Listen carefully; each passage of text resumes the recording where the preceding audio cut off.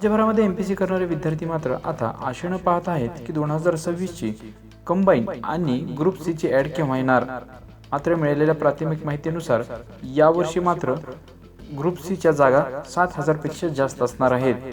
कारण की बरेचसे विभाग हे मात्र परीक्षा एमपीसी कडून घेण्यासाठी मात्र पॉझिटिव्ह असल्यामुळे प्रत्येक विभागाने आपल्या जी काही माहिती आहे ते संबंधित आयोगाला पाठवली आहे। त्यामुळे ही ॲड मात्र खूप मोठी असल्याचा दावा देखील केला जात आहे।